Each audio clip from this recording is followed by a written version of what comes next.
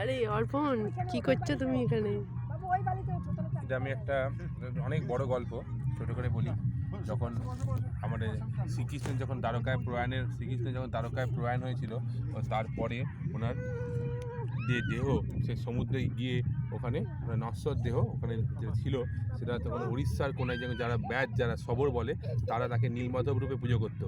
সেই রাজা ইন্দ্রদম্ন একদিন স্বপ্নাদেশ পেয়েছিলেন, কিন্তু কোনখানে সেই লোকেশন বুঝতে পারতেন না। সেরকম একটা খুবই একটা ঘন জঙ্গলের মধ্যে একটা পাহাড়, তার মধ্যে যে কেভ তার সামনে ছিল, আর তাদের চারিদিকে পরীক্ষা আর 4 মাস যাওয়ার উপায়ও কোনো ছিল না।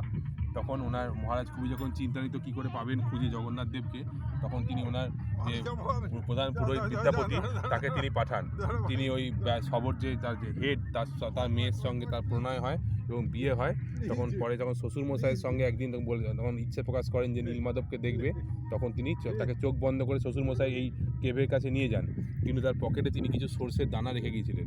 সেই সর্ষে এইগুলো তিনি ছড়িয়ে ছড়িয়ে যান। কিছুদিন পরে যখন এই সর্ষে থেকে গাছ হয়, সেই সর্ষে গাছ ফলো করে উনি আবার সেই কেভের মধ্যে নীলমাধবকে দেখতে পান। তারপর তিনি আর ফিরে আসেন না ওনার মেয়ের কাছে, উনি সরাসরি চলে যান ইন্দ্রদম্ন রাজা পুরীতে। তখন তারপর উনি রাজা ইন্দ্রদম্ন রাজাকে বলেন ঘটনা। ইন্দ্রদম্ন রাজা প্রচুর সৈন্য তখন নিয়ে তখন ওই সেই গুহার লোকেশনে আসেন।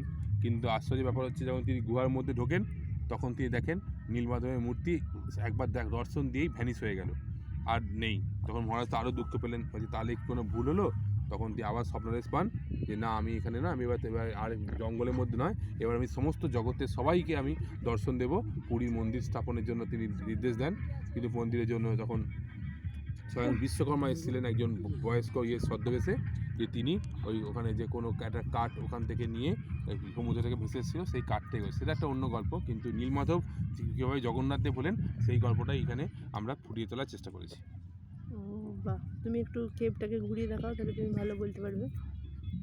খুবই দুরূহ কেভ, এবং এই কেভের মধ্যে এই কেভের মধ্যে সূর্যলোক এসে আমাদের নীলমাধবকে পুজো দিয়ে যাচ্ছেন। আর বাইরে এখানে দুটো ওয়াচ টাওয়ার করেছি আমরা, যাতে করে কোনো কেউ প্রবেশ করতে না পারে। আর চারিদিকে পরীক্ষা, এবং পরীক্ষার বাইরে আরও প্রাচীর, লিও আর স্থপতি আর দুজন, তাদেরকেও দেখিয়ে দিলাম।